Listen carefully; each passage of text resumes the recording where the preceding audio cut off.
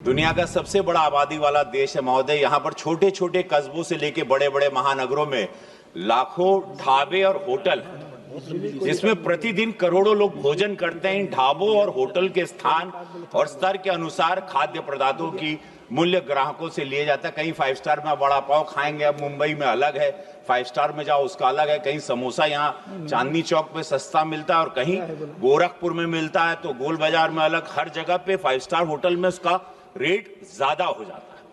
किसी भी ढाबे या होटल में किस वस्तु की मात्रा क्या होगी ये माननीकरण नहीं किया गया है। कहीं कटोरी भर छुट्टा में दे देला, कहूं बड़का मिलाला, कहीं छोटा समोसा मिलता है, कहीं बड़ा मिलता है। ये आज तक हमको भी समझ में नहीं आया।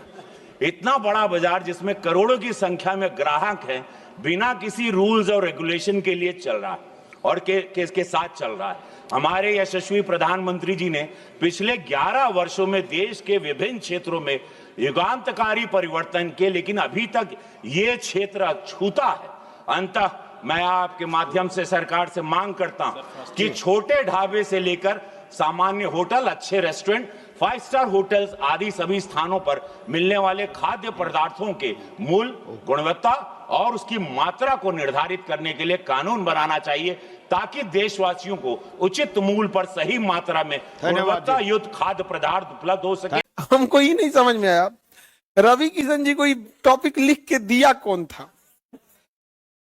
रवि किशन पूछे थे ना।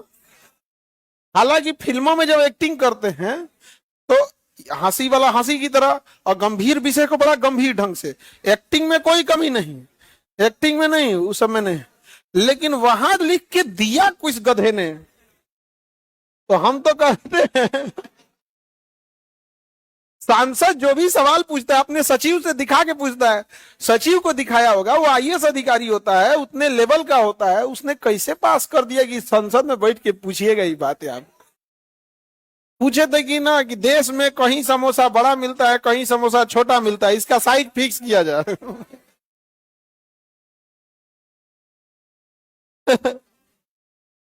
लिख के किसने दिया था हमको नहीं समझ में आया।